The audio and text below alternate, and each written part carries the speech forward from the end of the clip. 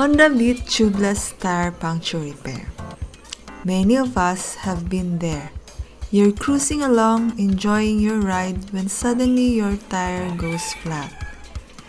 And I think every motorcycle or scooter owner encounters flat tires in one way or another.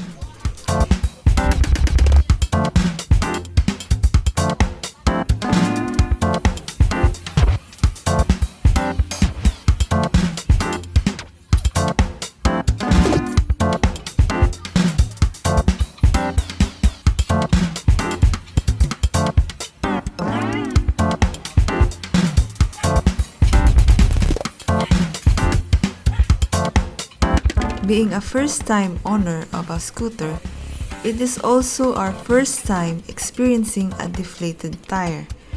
Good thing, a tubeless tire, even if punctured, will still work long enough for you to reach a vulcanizing shop.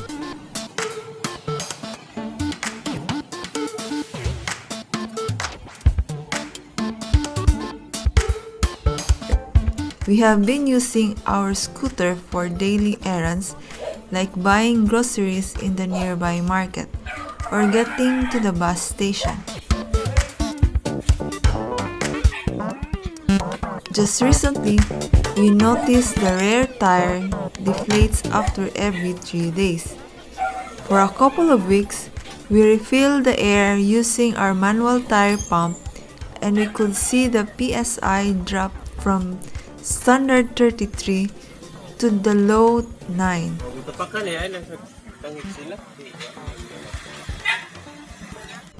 We decided to bring it to a nearby vulcanizing shop before it gets worse.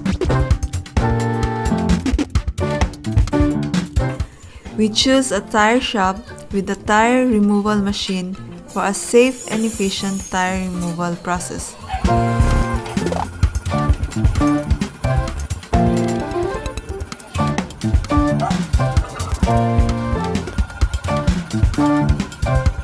As advised by seasoned riders and habal-habal drivers, I bought a tire sealant at the motorcycle parts shop before going to the tire shop.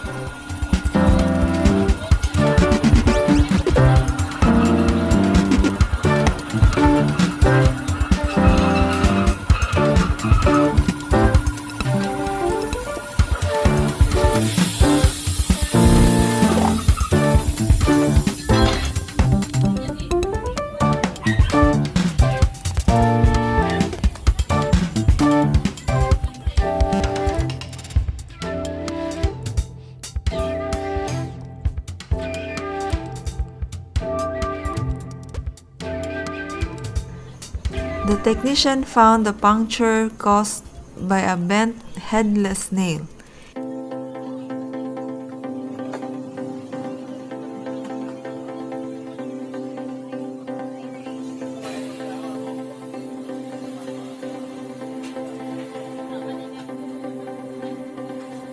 The sealant was not needed for the tire repair, and so I returned it to the motorcycle parts shop.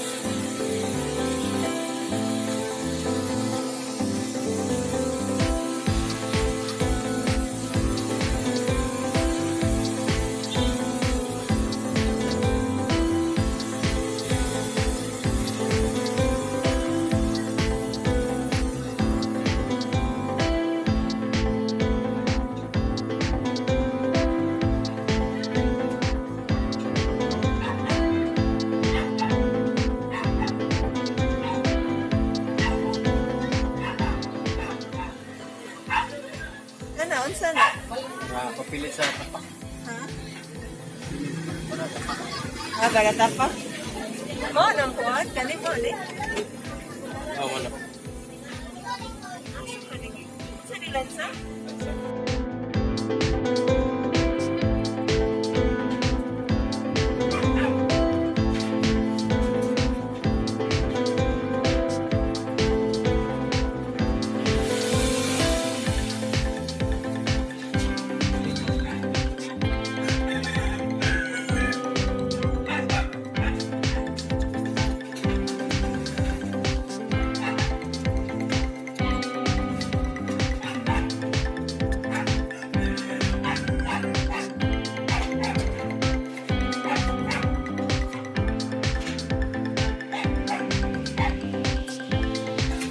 It is patched up and ready to go.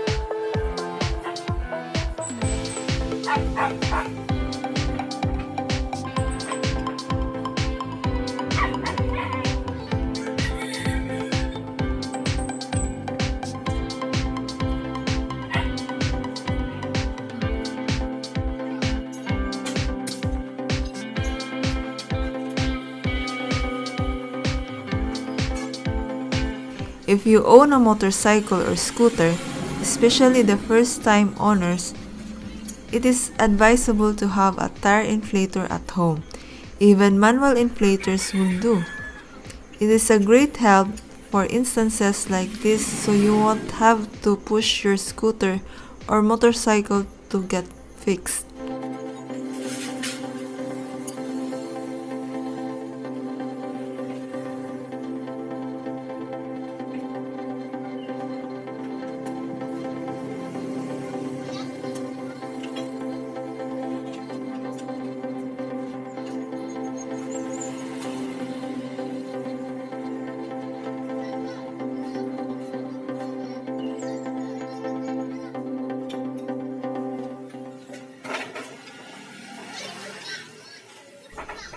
Thanks for watching and have a nice day.